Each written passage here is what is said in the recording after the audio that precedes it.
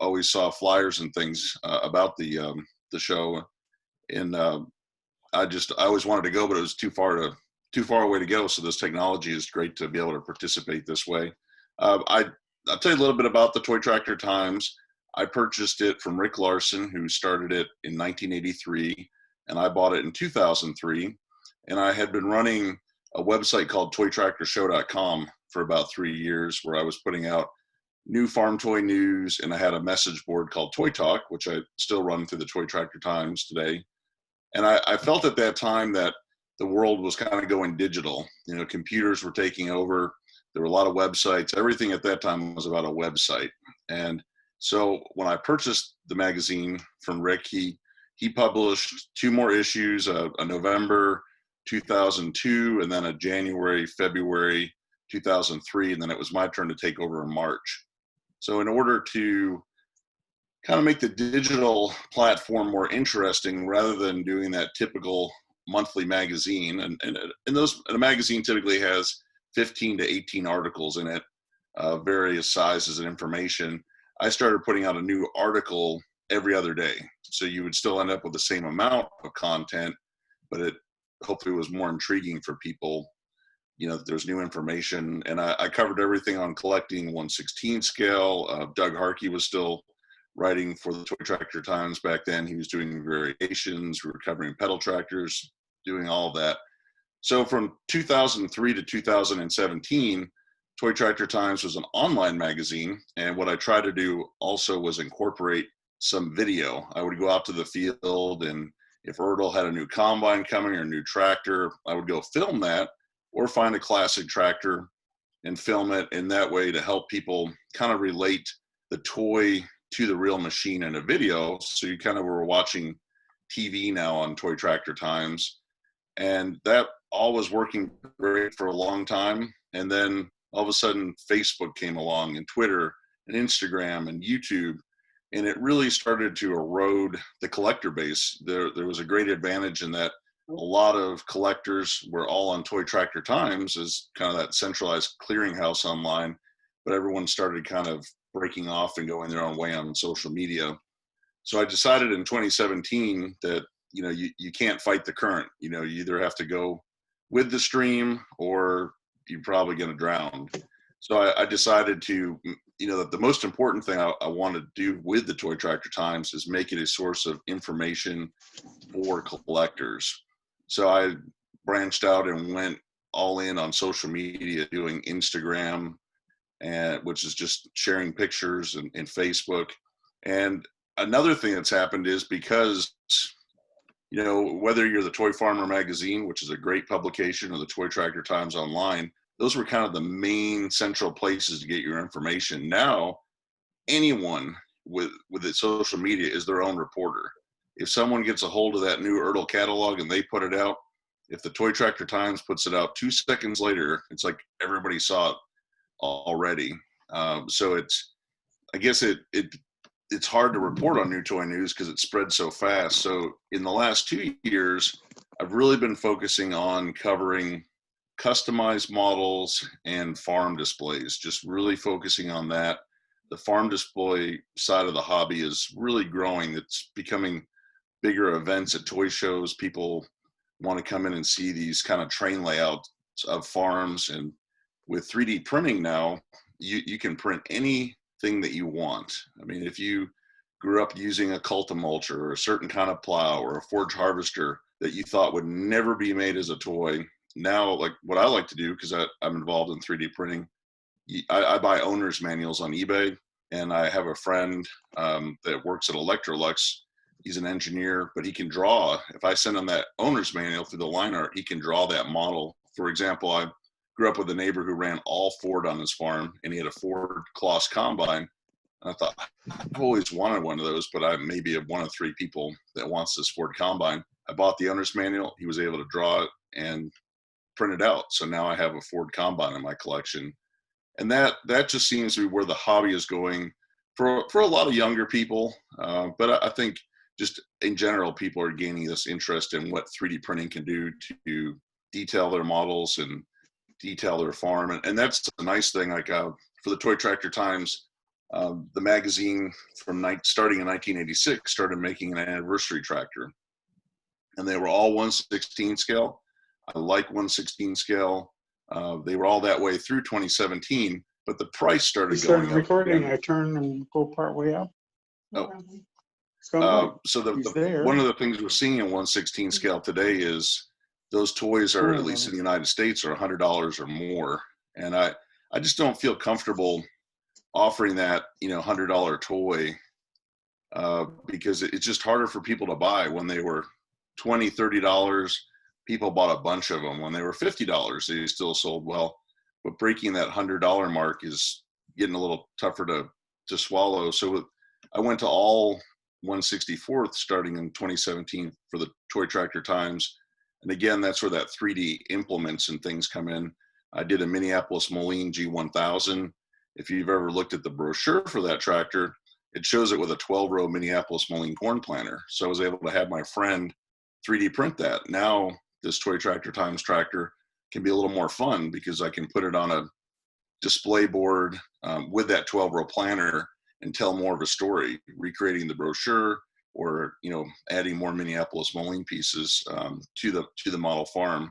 So I find that pretty exciting because again, the 1/16th, the 32nd is really nice, but it sits on the shelf, and over time it collects dust, and we're waiting for the next thing. Where the 64th items, you can actually utilize them to tell a story through social media on YouTube or Instagram or Facebook, and it seems more engaging with collectors. So that, I guess that's kind of the general background of what I'm doing with the Toy Tractor Times today and where it's been. This past weekend, my friend Chris Steeb, who's from Dexter, Michigan, he was part of the virtual toy show a few weeks ago. He drove down to Michigan. I live in Kentucky, and we spent the whole weekend working on my display, updating it. We added a dairy farm to the display, and we're adding like a creek. So he's going to come back in October because it's a big project. I'll maybe see if I can share some pictures in a future chat of that. But it's just really exciting, I think, where that aspect of the hobby is going to utilize the toys and maybe use them to tell an historical story of the way farming was, or enjoy some of these bigger machines. So that I guess one other thing I would add is when I was filming the real farm machines to relate them to the toys, I found people were wanting to watch those real machines more and more. And I also had a website called bigtractorpower.com, and I was writing history articles about all the Steigers ever made or how many big buds were produced.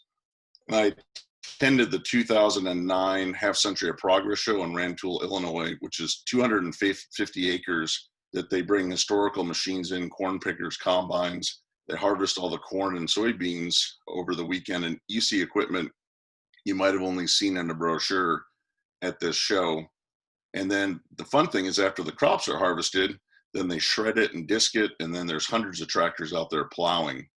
And there were over 60,000 people at the 2009 show that I went to, and I thought, I really should start sharing more of those real videos too. So, and for example, like at the National Farm Toy Show in Iowa, which is, that's the show for our hobby, there's about 5,000 people that attend that yearly. So I started the Big Tractor Power YouTube to share these videos. I like talking about classic history models and the big new things. And over the past 10 years, that YouTube channel has grown to 250,000 subscribers and has 130 million minutes watched of tractor videos and combines. So that actually has even gotten bigger than what the Toy Tractor Times was, but it's still a good opportunity. I try to slip in farm toys and some things occasionally in the videos on the real machines to try to promote our hobby, to let people know that you can collect these toys, that you can actually take a big real tractor home and put it on your shelf. And currently I'm working with a YouTuber called the Millennial Farmer. He's a farmer in Minnesota. He's the largest farming YouTube channel in North America with almost 600,000 subscribers. And his father's first tractor on their farm was a Minneapolis Moline G750, which I think there were only like 20 of those real tractors built. So I'm working with him and SpecCast. We're making a model of his tractor with a Western Dwarf loader. Again, reaching out to that huge audience that he has to let them know about our hobby and hopefully put some of those toys in his fans' hands and let them know that while all this virtual and social media stuff is great, there's still value in collecting toys or just enjoying them on a display. So Well, hopefully I haven't gone too quick, but that's, I nope. guess, kind of my perspective on where I see the hobby right now and kind of what's trending. But I also think just the traditional 1/16 scale toys, 30-second, they're really great. And it's also just a big part of collecting history and preserving it. Any questions for Jason? If so, just press your space bar while you're talking and that'll turn your microphone on. So any comments or questions? I have a question if it'll help things get rolling. For the times, I'm still making tractors, but there's been a lot of tractors made over the years. Our hobby is, well past 40. And I'm trying to think of what are the tractors that haven't been made yet? What are people looking for?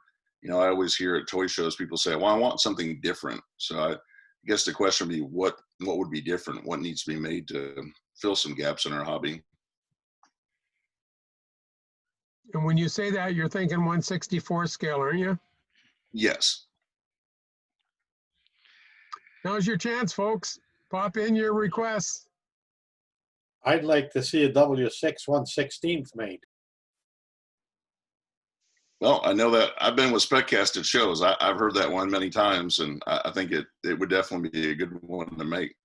So I've got a call with SpecCast tomorrow morning. I'll definitely mention it to him.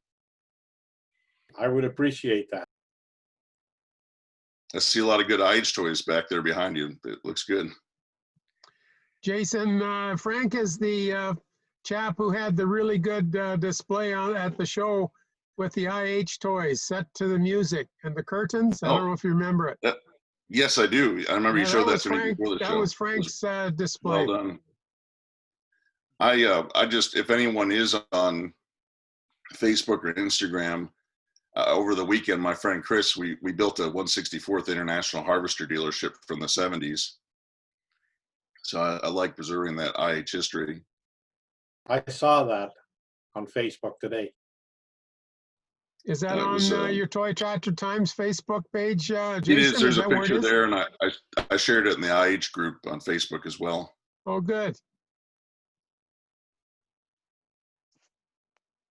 At one time, I had one of those little suitcase kits that they made for dealers to design the new concept buildings. In fact, our store in Woodstock was developed with one of those kits.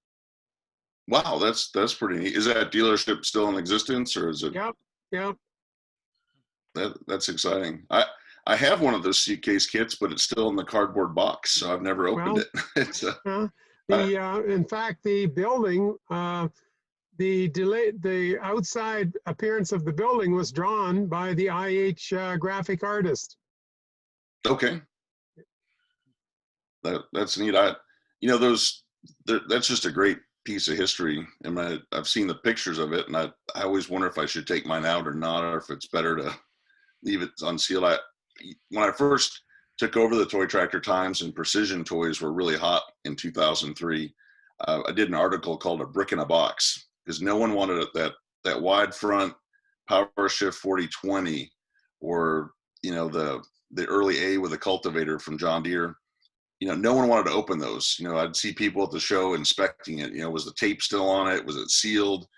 And, I did this article called "Brick in a Box." People are picking up that box. It feels the right weight. There might be something in there, but no one ever opens it. So there could just be a brick in there, but, people are very satisfied to have that perfect box. Yeah,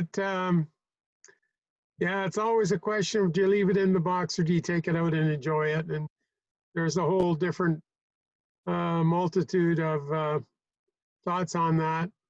I did an article on that suitcase display kit for dealerships in Toy Farmer many years ago now. And actually, Claire Scheib was at our toy show that year, and there was a collector from Ohio brought it up, and we had it set out in our showroom. And Claire had never ever saw it before. He was quite excited. He tried to buy it from the guy. I'm not sure if he ever did or not. I'm sure Claire had a fantastic collection. I had a chance to see the Toy Farmer Museum in 2002 when I went to their 25th anniversary. Yeah. There were a lot of neat pieces in there. Well, and I've been there as well, and he had a lot of one of a kind. You know, if he got his hands in the back prototype room, he'd usually walk out with something. No, there's a lot of neat pieces out there like that. So, does anyone else have any questions for Jason? And Jason, I always kind of like the old steam engines and thrasher machines and stuff. I remember using a thrash machine on my uncle's farm when I first started working there. So I don't know whether spec casts would go back that far in the old steam power and the threshing machines for models or not. It'd be kind of expensive with all the delicate pieces and stuff. You know, if anyone could, it would be neat, you know, to have both of them and actually be able to have a belt or something to be able to connect them and really replicate. You know, SpecCast has done the corn threshers. You know, they did the John Deere, and I believe they did the Moline in resin. So there's always a possibility. Those are steam engines, although they're harder to find these days. That's the whole hobby unto itself to actually own one and have it out there. So I think there's probably still room for steam engine toys. Yeah. I actually I own 2 real tractors. I did not grow up in farming. I like tractors because my parents taught me my colors when I was very young by the 7 dairy farms on the way to town from our house. And one was Alice, one was IH, one was Ford. So I just was mesmerized. You know, that was an enjoyable way to learn colors. But it's it just, you know, it was neat stuff.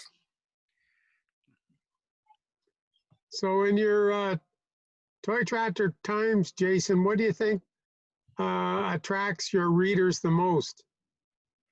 Right now it is, I do on Toy Tractor Times Toy Talk. Every Monday I have a post called Model Farm Monday, where I ask people to share their model farm. And I always say share pictures and the story, so they like to follow along with the season. So right now we'll probably start seeing a lot of, you know, combines and corn and things like that on these displays. So, you know, people get very intricate. They have farm employee names or, you know, different farms. My friend Chris Steve, you know, I think he has 5 different farm stories going, and he has to keep a notebook to remember who has what pickup truck and what tractor or what they did. Then the other thing is custom farm toys, whether it's 16th or 64th. Every Wednesday I have a theme called Workbench Wednesday. What is on your workbench?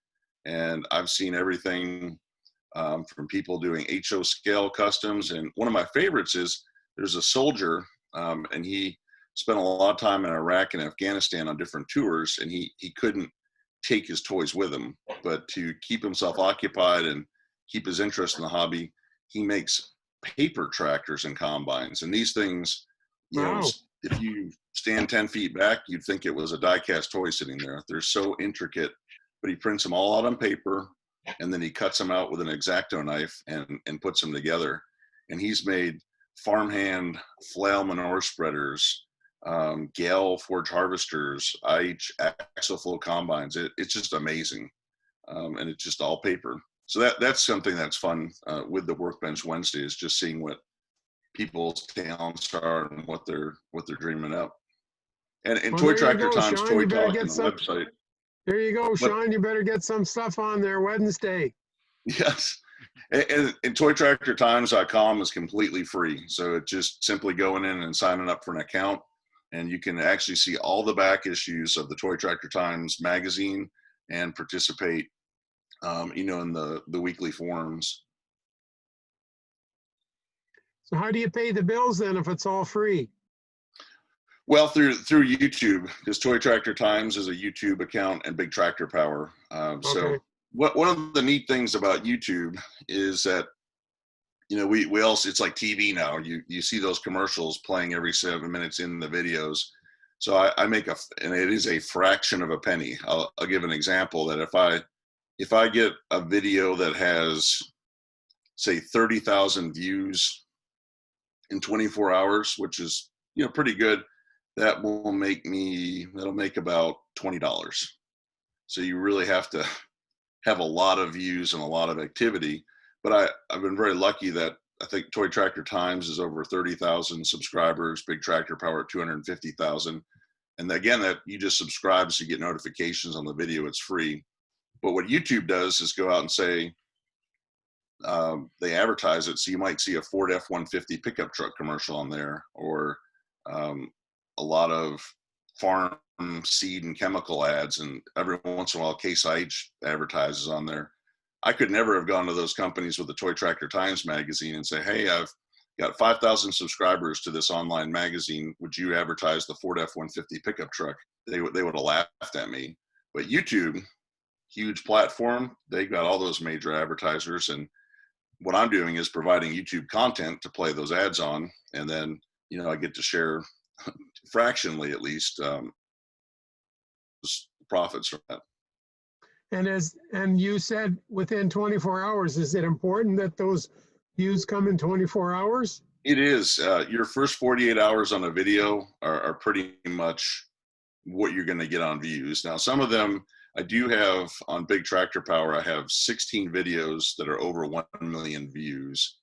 I had one this spring, and I couldn't tell you why. It's called mowing, merging, and harvesting hay. And a lot of people say I should say chopping, but harvest seems to be a term that draws people into view. That video had 1 million views in 5 days. Wow. And then I have other ones that it could take 5 years to get to 1 million views. So there's an algorithm on there that kind of controls on who it goes out to and how fast. But the YouTube is so big that every day between all the YouTube users around the world, there are 65 years worth of new video content added to YouTube every day. So that's why they need that algorithm to kind of sort out who's watching, where's it going. So it's, agriculture and toys are just a small fraction of all the content going on there. But it's a pretty interesting platform. And it's been neat because I've got viewers all over the world on toys and real tractors. Wow, interesting. Well, it's amazing how they keep track of it. But I guess if you look at one tractor video, then they're going to track you, and then they may suggest your tractor video. I suppose that's how it works, is it? They do, or someone else with similar content, or if you've watched this, you might like this. So it's a complicated system, but I guess when I had the Toy Tractor Times itself, you would go out and advertise it. I might go to other, I'd advertise in Toy Farmer to say, hey, we're here. I'd go to shows. You want to check out the Toy Tractor Times. Today, you have no control. There's no way to actually market yourself other than putting that video out there and hope that it will connect with people. And a lot of them do. But sometimes, I'll work on a video and it'll take 6 hours. I'm like, boy, this one's going to be awesome. Everyone's going to love it. And then it just kind of fizzles out. And you have to think, well, on to the next one. Well, it seems though some of those videos have a pretty controversial topic heading, which I think is only a way to attract attention. But when you really watch the video, it's not about what the topic said it was at all. Right. And that it's referred to as clickbait. And what I always like to do, whether it's the toys, videotaping a display, or a real tractor, if you click on that picture, and that's the big thing. You have a lot of pictures you can click on, those suggested videos. So I try to make mine bright and interesting with a good title. But as soon as you click on it, that picture is going to go into motion. It's exactly what you were just looking at.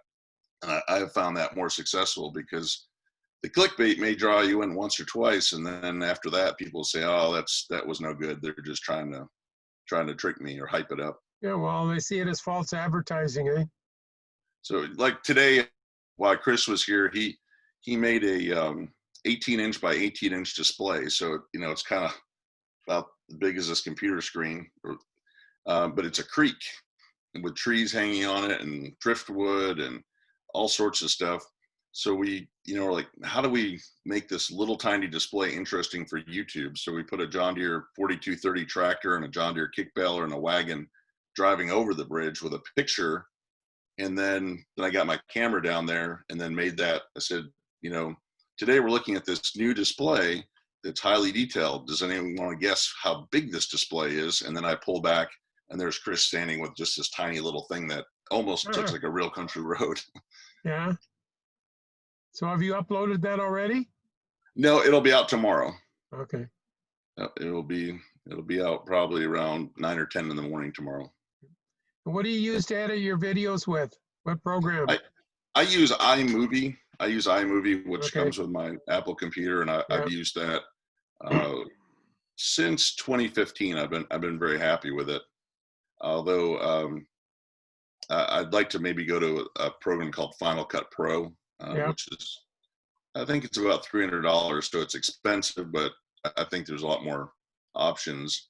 When I first started doing this with video for Toy Tractor Times and Big Tractor Power, I started out with tape cassettes, and then I'd have to send them off to my web developer, and he'd put them on the Toy Tractor Times. And then I got digital, and that's when YouTube was starting to take off in 2010. So I'd put the toy videos and the real videos directly on YouTube, but I didn't know how to edit. So I had to film a perfect segment, or I'd have to start all over again. So you can imagine, like, one time, this was really just kind of bothersome, but we were at the National Toy Show. I was interviewing a kid he was 5 years old, and he came all the way from Texas to Dyersville for this. And we were 10 minutes into this video, and this man walked into the room and he started cussing like a sailor. I mean, it was awful. And here we are 10 minutes into the video, you're trying to keep this kid's attention. I'm like, I'm so sorry, but we're going to have to start all over again. And today, now, because I use iMovie, I can say, okay, cut, and then we just start right there, and you'll never even know if there was an interruption. Or also filming real tractors. There sometimes can be the most beautiful shot in the field, 2 combines, running side by side, dumping on grain carts, or 2 tractors crisscrossing, and then all of a sudden one stops, and you think, oh. But now I can stand there with the camera patiently, and as soon as he starts, I can edit it, and again, you don't miss any action. So it's been a learning process, but it's been a lot of fun. So does anybody else on here have any video things that they've done? Has anybody had any experience doing videos? You, Doug, maybe you have. I haven't done any, but I had a question for Jason. Jason, how long do you shoot? Like, you're out in the field filming a new tractor like the 8RX when you did that one. How long do you actually shoot out there, and do you do the drone work yourself? Great questions. I do shoot it. If you hear, this is from a West Kentucky field. I filmed it. I do have friends. I've got a good friend in Wisconsin, one in Iowa, one in New York. I've got another person in Montana helping me out. So I'm able to expand now to get more footage, because my goal is I would like that YouTube channel to kind of be like the Wikipedia of tractors. I want to film it all. So we've gotten some amazing stuff. My friend in Wisconsin, if you know anything about New Idea Uni Systems and you look at those sales brochures from the 70s, they show a uni planting corn. And that's something that's not even on my wish list to film. Like, where are you going to find someone planting corn with a uni today? He found him in Wisconsin. Not only does he plant corn, he owns 13 uni harvesters. He farms, and he uses every one of them in that farming operation. So it's just like, there's the whole sales brochure. So, probably over the next 3 years, hopefully we'll get most of those filmed. So that, as far as the drone, I actually have a friend in Kentucky that he does the drone work for me. So if it looks like there's going to be 7 combines in the field, I can't show you that. I'll call him up and say, hey, they're going to be harvesting here today. And he comes out, and I need that help because I'm filming up in the cab of the machine. I'm filming on the ground. I'm attaching a GoPro. So you just can't get it all done. That 8RX video, it took 2 hours to get about a 10-minute video. Because sometime I'm going to do like the rest of the story of like this video, it looked really nice, but we were in this field that was so big, it was 1,100 acres. We were in the back of it. They had been harvesting on it for a couple of days. It was 1.5 miles from where the combines were working to where they were dumping on the trucks.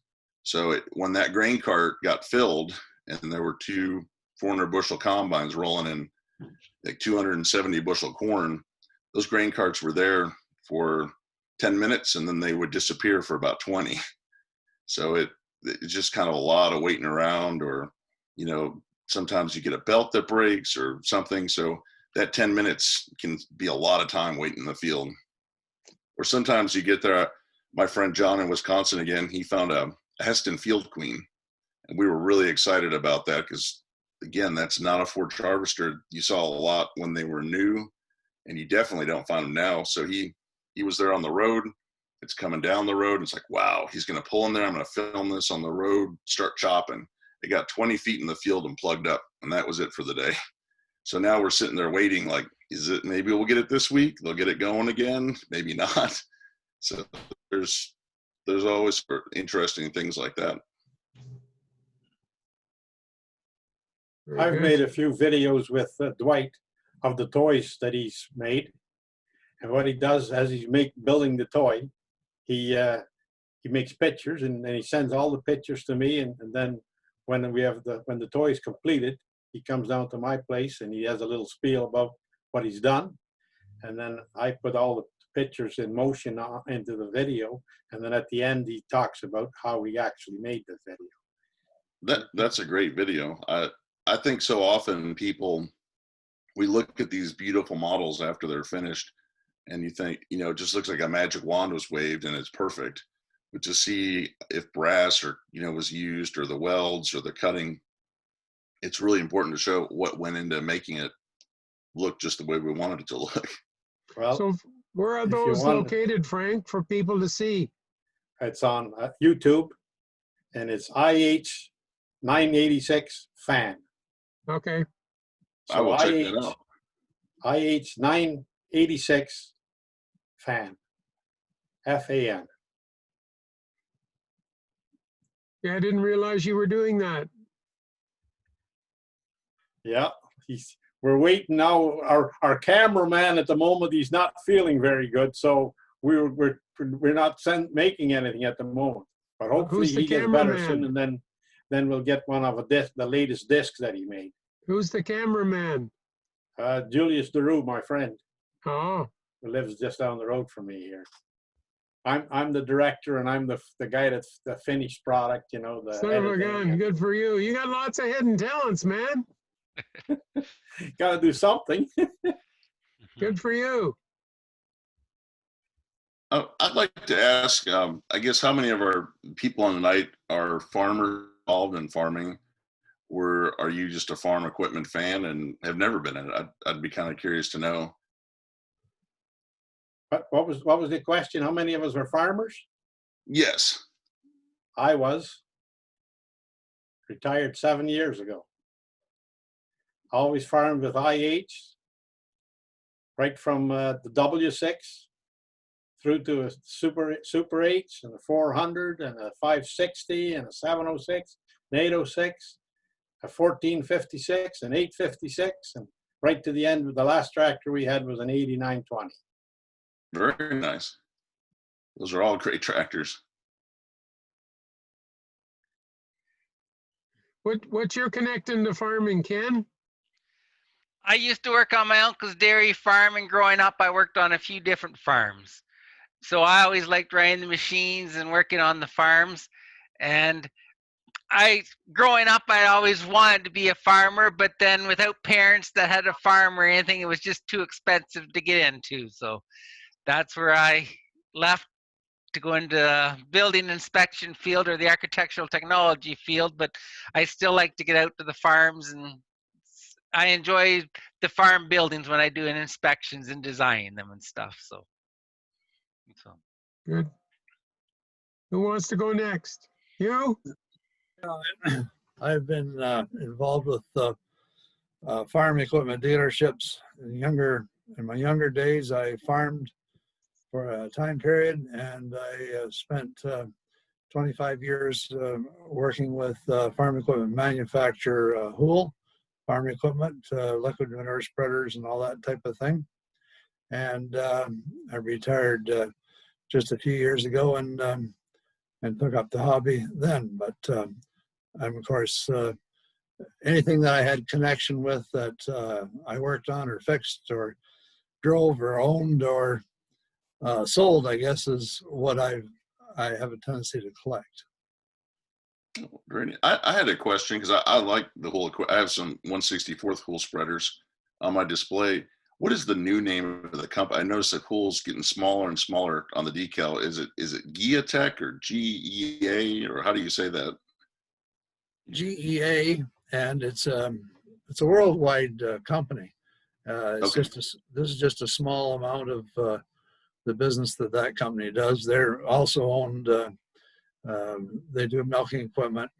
It's all related to dairy and a lot related to dairy from the standpoint of manure handling, feed handling, and milking and cooling and all that stuff. Mm-hmm. And they're based in Germany. They're a German company, and they're very involved with things like food processing and breweries, and for instance, and milk processing plants and all sorts of things like that. They're a worldwide company. I can see where Hool would fit in there then. How about you, Sean? Well, my grandparents immigrated from Holland in the early 50s, and they bought a dairy farm. And when I was a kid, I helped out on the farm. My uncle owns the farm now. He doesn't milk any cows anymore, but he still owns the farm. He owns dump trucks, so and myself being a diesel mechanic, I work for him. But when I was young, I used to drive the tractor a lot for him, and up 4 o'clock in the morning, milking cows, doing all that sort of thing.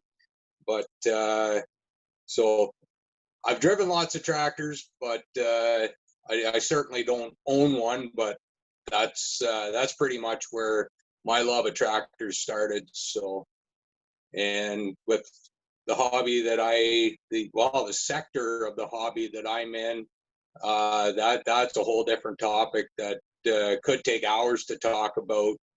And but I love pulling tractors, and I am a member of a pulling team out of the States. Unfortunately, I can't.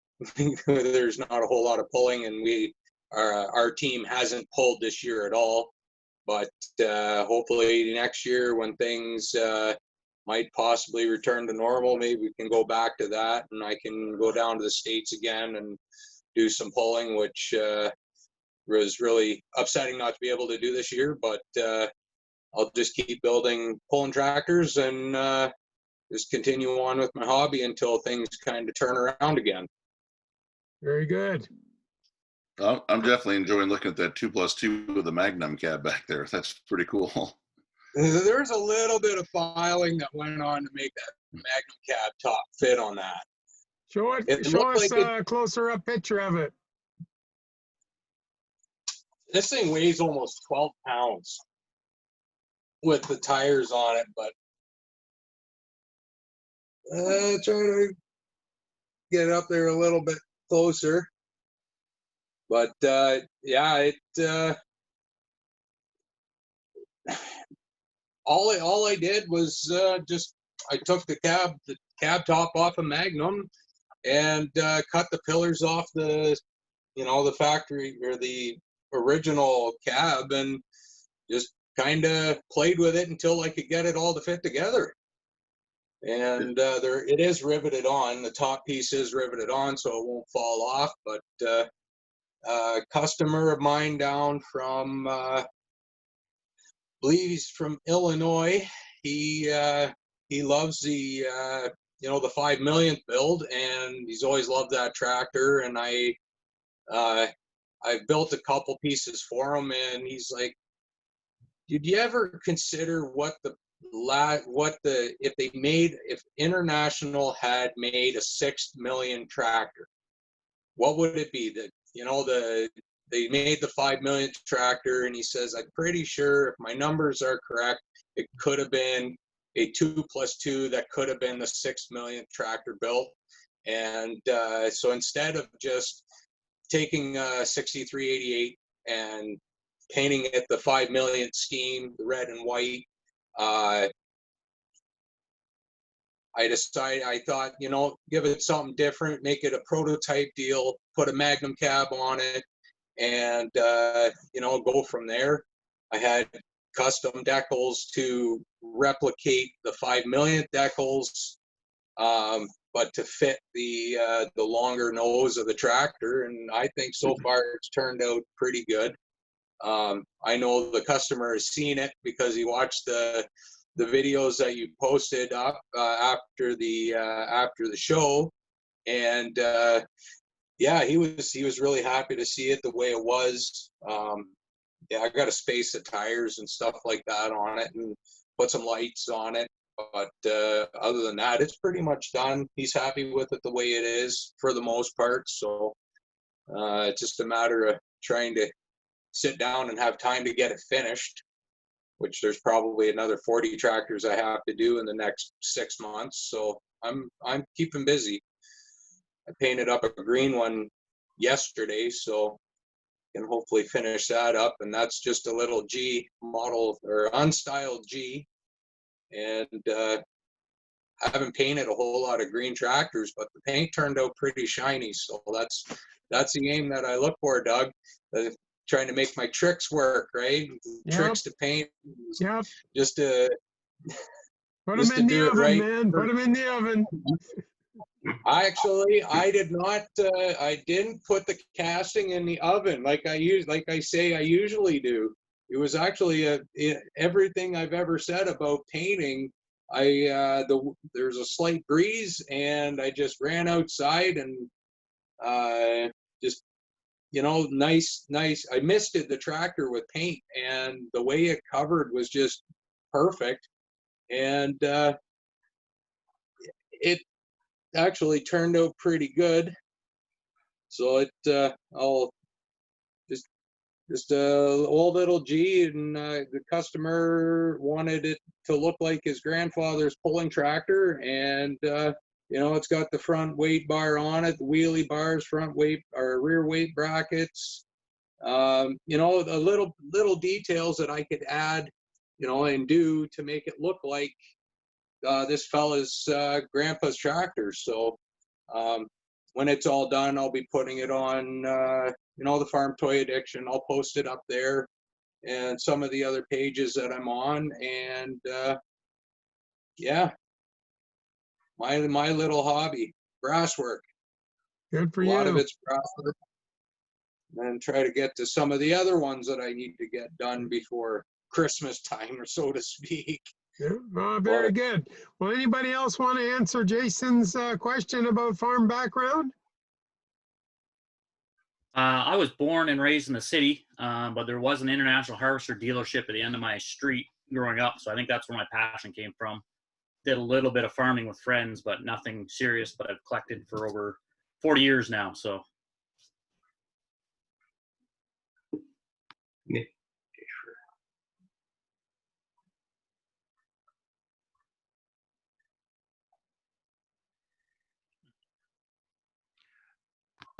I think you're muted, Doug. Oh, sorry. So I grew up in the city, born and raised, but I had an International Harvester dealership basically at the end of my road. So I think that's where my original passion came from. So did a little bit of work on friends' farms and stuff, just baling and stuff, but just had a passion for tractors since a young age. I guess my microphone was on mute. I was saying that office at the front was the head office of IH for Ontario. And I worked out of that office in the late 60s when I worked for International for a while. And I didn't realize you were a little kid right up the street, eh? Yep. Good for you. How about Jim? Tell us your farm background, Jim.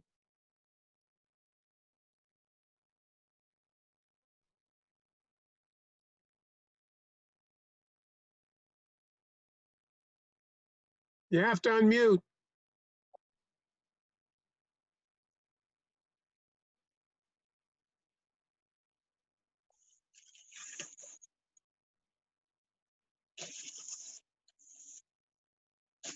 No, we don't hear you. You have to unmute.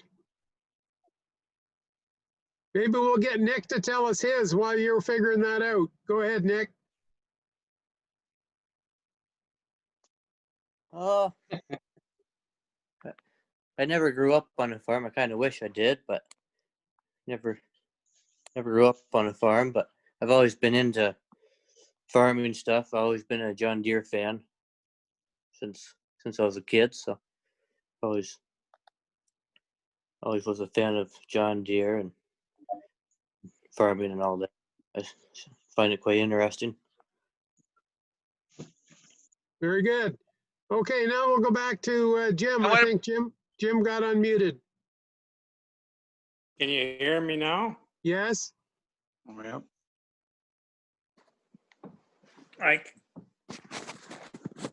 I'm not sure if you can hear me. Can you hear me now, Doug?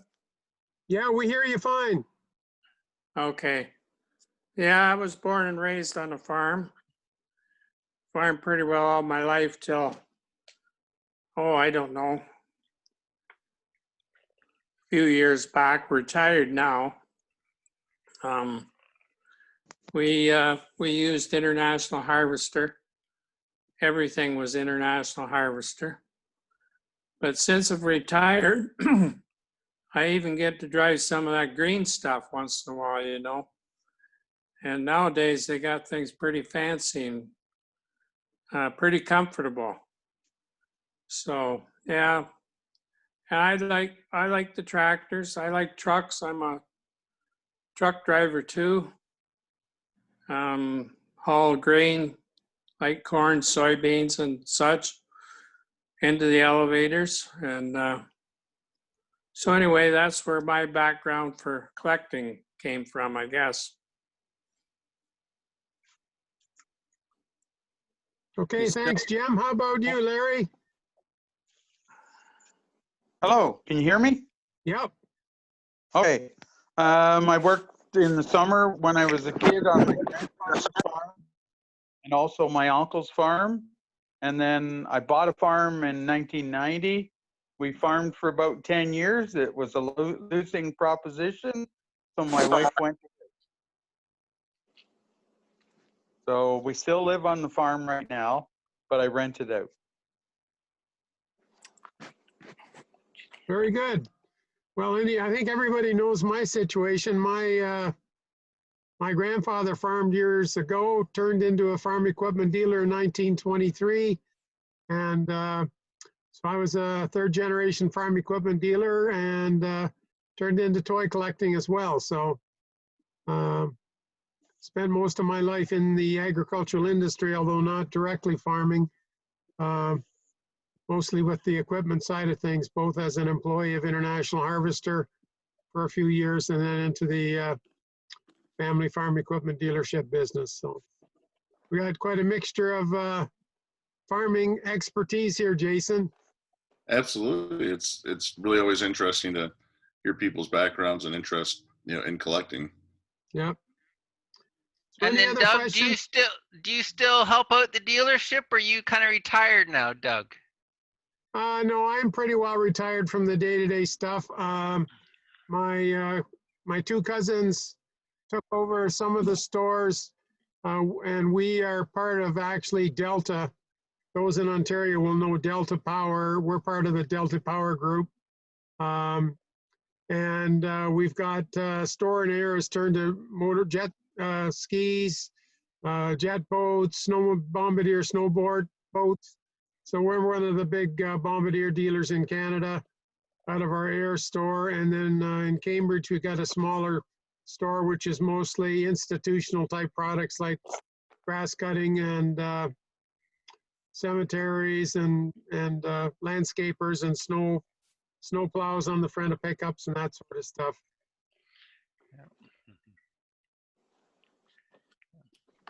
I have a question yet. Go ahead, Frank. Does anybody know why the John Deeres are green? because they haven't matured yet. No, so they can hide in the grass and watch the red ones go by. There you go. Uh, Well, any other questions from Jason while we've got the expert on the line? Well, we really appreciate you coming on, Jason, and sharing a little bit about Toy Tractor Times and also your big tractor videos. And once again, thank you so much for supporting our toy show and helping that all come to fruition. I think last week we had quite a discussion with debriefing and feedback, and I think for all intents and purposes, given what we had to work with the COVID problems, everybody was quite pleased with how it worked out. We had a lot of good presentations, good videos. The auction report was really good. All things came together really quite well. So thank you for your contribution in helping us do that. I'm glad that it was exciting to take part in it, and I think it was a well-run show. I mean, it really gave me some ideas if we have to do more like that. You did an excellent job putting it together. Yeah. Now, I see the national show advertised, but do you know what's happening there or what they're doing? Yes. I'm a member of the National Farm to Museum Board, which Toy Farmer owns the show, but they use the National Farm to Museum to help kind of administer it and collect the tickets. And Kathy gave us a briefing last week. The National Farm Toy Show is on for an in-person event, barring any more issues with COVID. It will not be at the Beckman High School this year. If you've been to Dyersville, when you kind of come off of Route 20 on the exit ramp, there's a place called American Home Buildings, which makes manufactured homes. They have a huge building because they build houses in there. And that's where it's going to be. So there's plenty of social distancing. So the commercial club park, the high school, all that is going into that building and the museum gym. So every dealer will be in one spot, and then they'll still have the tent city outside. And then the farm toy displays, which is always a big part of it, those will be in the National Farm Toy Museum gym, so they can spread out as well. So it'll be, kind of business as normal, but a little bit different. But I think a lot of people are excited they're going to still have the show. And it'll also only be on Friday and Saturday this year. They're not going to have the Sunday day, but I think it's great that they're moving forward, and I plan to be there. Well, unfortunately, I don't think we can go from Canada because of the border being crossed, but I guess if you wanted to fly to Dubuque, you could get there. I don't understand why the border is closed if you want to drive, but if you want to go on an airplane, you can get across it. Seems a little bit inconsistent thinking to me, but nonetheless, that's the way it is.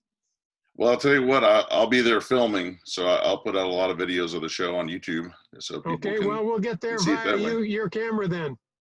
Absolutely. Okay, very good. Okay, well, next week, folks, all things going as planned, Doug Dan is going to be on, and he's going to do a presentation on Lincoln toys. And as most of us know, Lincoln was made in Tilbury, Ontario, near Windsor, Ontario. And he, along with some input and research with Doug Harkey, is going to give us a presentation on Lincoln toys from the Canadian perspective. So by all means, come back, Jason, and join us if your schedule allows. And anybody else you run into. We look forward to that presentation next month, or 2 weeks from tonight, actually. It will be the 27th, I believe. So we will look forward to seeing everybody then. Oh, thank you very much. I'll try to make it up. I'm going to be taking a trip to Montana at some point to film the Big Bud 747 this month. So if I'm not, I'll jump on. Okay, so I've recorded this. I'll load it up on the Facebook page for anybody who missed. They can tune in and see it. I haven't been recording them before, but I had a couple of people asking, so that's what we'll do. We'll put it up on the toy show and the toy collector Facebook page for a few days and let people have a look if they didn't make it on tonight or if they forgot. So great to see everybody. Hope your the rest of your weekend is pretty well over by now, so have a good week. See you in a couple of weeks. Take care. Thank you, Thanks again, Jason. Thank you. Night. Talk to you later.